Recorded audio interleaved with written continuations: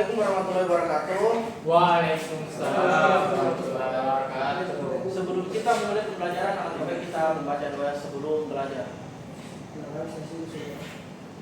Ya baik. Apakah absen ini sudah disebar tadi atau belum? Sudah, Pak. Oh iya, kalau begitu kita lanjut ke tujuan pembelajaran kita hari ini, yaitu gaya-gaya pada penjelasan tik. Itu bola kering, Pak. Iya. Gantinya. Ya, tunggu, sabar. Baik. Oke. Ya.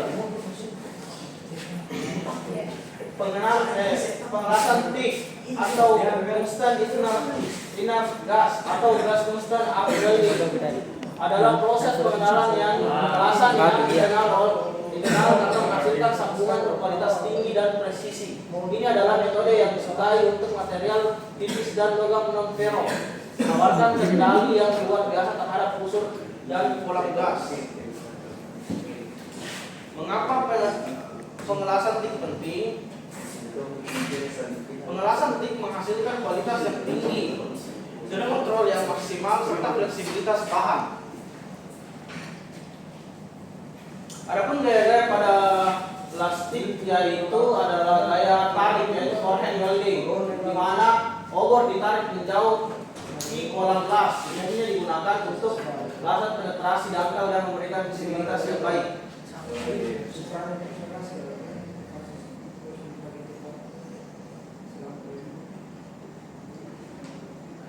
Kedua yaitu gaya dorong, backhand welding.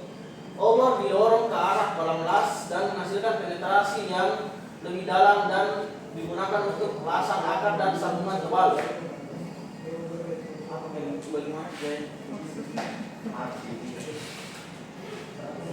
Teknik mengisi logam pengisi yaitu teknik celup, deep teknik, atau kawat mengisi. Pengisi dicelupkan sebentar ke dalam kolam las yang mencair dan dikeluarkan. Ini adalah teknik umum untuk presisi.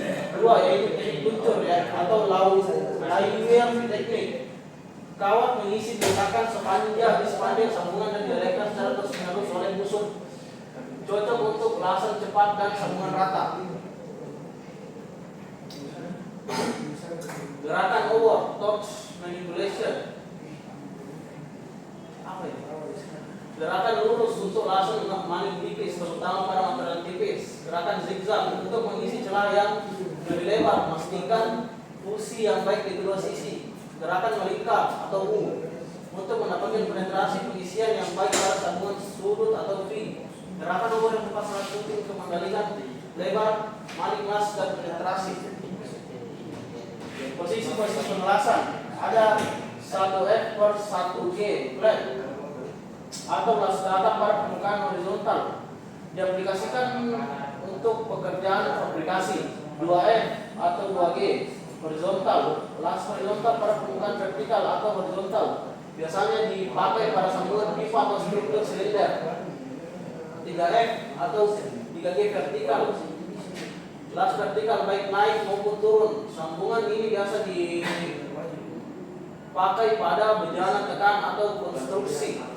4F atau 4G overhead, las di atas kepala.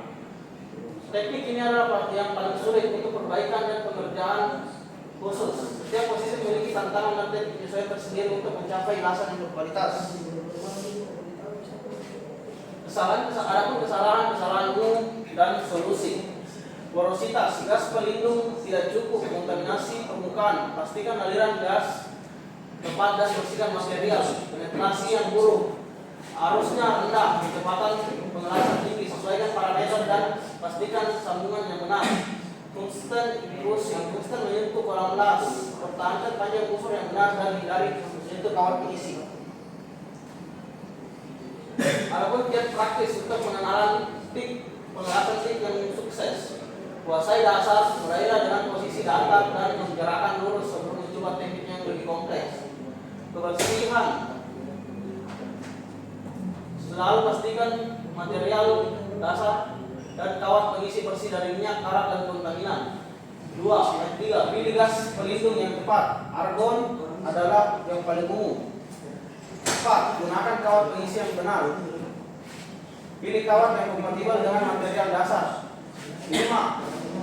Latih kontrol busur. Kembangkan perasaan untuk mengendalikan busur dalam koram las. 6. Pelindung diri APD.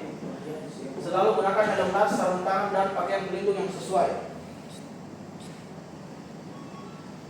Kesimpulan, pengelasan TIG adalah keterampilan yang sangat berharga dalam dunia fabrikasi dan manufaktur. Dengan memahami berbagai gaya teknik dan latihan konsisten, Anda dapat mencapai tingkat presisi dan kualitas dalam pekerjaan pengelasan Anda. Baik, cukup sampai situ saja. Apakah ada pertanyaan?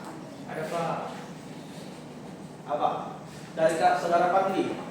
Terima kasih atas waktu yang diberikan kepada saya Pak. Saya ingin bertanya tentang lasmik. Bagaimana mekanisme penyambungan lasmik sementara lasmik sendiri tidak menggunakan elektroda untuk menyambungkan dua besi tersebut? Kan mic itu tidak memakai elektroda, cuma memakai tungsten.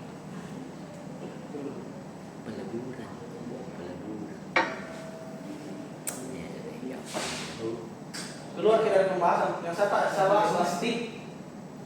Itu dia plastik itu.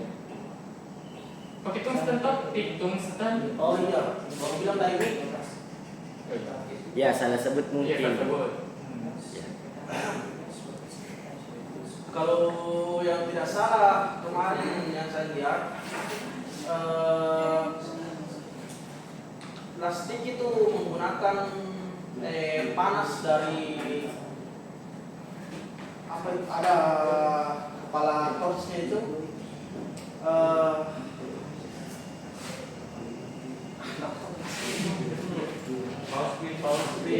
Pos. Kredit kipengan yang saya penanti bertanya. Gampang.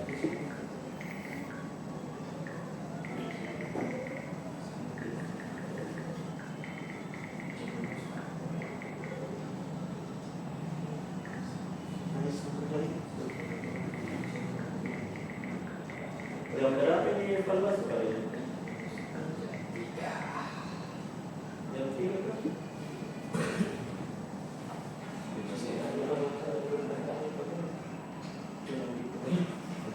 oh mekanisme kerjanya itu melibatkan pembentukan busur listrik antara elektroda tungsten yang tidak meleleh dan bisa kerja yang menghasilkan panas yang sangat tinggi. Panas ini melelehkan logam dasar dan menciptakan kolam las. Oh, jadi teman itu dilelehkan sampai tepung gitu. Sebenarnya ada juga caranya, dia pakai logam Tambahan. logam tambahan dan dipakai begini. Ya, itu biasa dipakai untuk gaya dua apa tadi itu? Dia biasa dipakai untuk gaya 2G untuk pengelasan pipa. Yang pakai apa gitu? Ya, intinya logam tambahan untuk gaya 2G. Apakah ada lagi pertanyaan? Bagaimana saudara Fatih? Apakah terima? Bukan saudara. Ya, sudah cukup. Ya, saudara Andika. Bukan saudara adik. Masih siswa. Iya, siswa Andika. Tapi Pak, saya ingin bertanya Pak mengenai tentang las apa tadi TIG.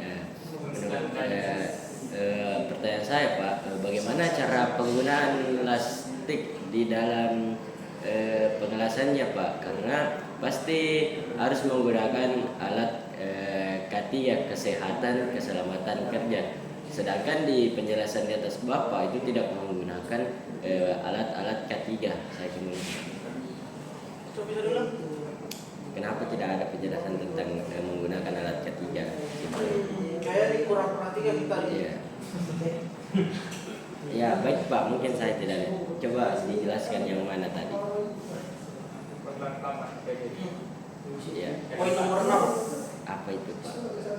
Coba. Perlengkapan pelindung diri. Selalu gunakan helm las, sarung tangan, dan pakaian pelindung yang sesuai. Kalau kita membahas tentang lastik Pak, pasti ada masanya kita ketika kita menggunakan plastik pasti ada asapnya Pak. Kalau kita tidak menggunakan masker, nah asapnya itu yang paling berbahaya Pak. Nah apakah kita tidak